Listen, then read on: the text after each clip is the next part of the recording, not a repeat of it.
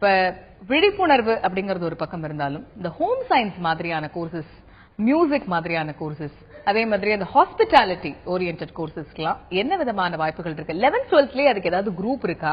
So that அவங்க காலேஜ்ல அந்த மாதிரியான கோர்சஸ் எடுத்து படிக்கிறதுக்கு. கண்டிப்பா 11th 12thல எல்லா குரூப்ஸும் இருக்கு. நர்சிங் குரூப் கூட 11th and 12th இருக்கு.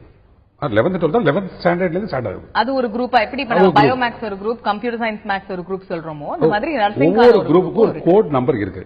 நர்சிங்க்கு ஒரு கோட் நம்பர் இருக்கு. அதே போல நீங்க அழகா கேட்டீங்க மியூசிக், அதுக்கு ஒரு குரூப் இருக்கு. மியூசிக் இருக்கும். தமிழ் இங்கிலீஷ் வந்து காமன் ஸ்டேட் போர்டை பொறுத்தவரை. ஸோ மியூசிக் சப்ஜெக்ட் அதோட விச் இஸ் ரிலேட்டட் கெமிஸ்ட்ரி வரும். அப்புறம் 2 பிராக்டிகல் வரும்.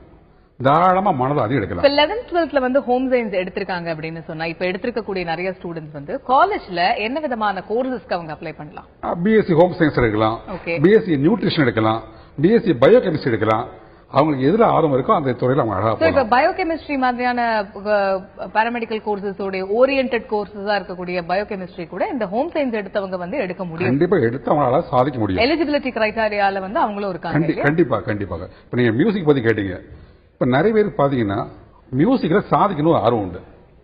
நீங்க தாராளமா சென்னையில, மதுரை, கோவை, திருவையாறுல அரசு கலைக்கல்லூரிகள் இருக்கு. முழு நேர வகுப்புகள் இருக்காங்க. நீங்க தாராளமா ஜாயின் பண்ணலாம். இப்ப சில பேர் நல்லா அழகா பாடுவாங்க.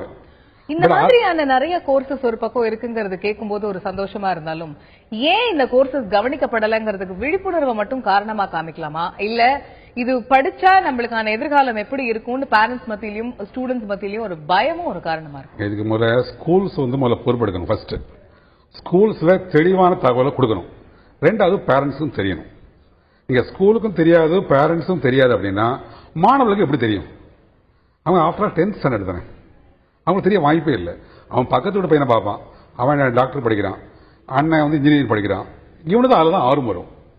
ஸோ ஸ்கூல்லேருந்தே இந்த தகவல் வரணும். இப்போ இத்தனை குரூப்ஸ் இருக்கு. அதாவது ஒரு ஸ்கூலுங்கிறது எப்படி இருக்கணும்னா அவனோட திறமையை வளர்க்கும் இடமா இருக்கணும்.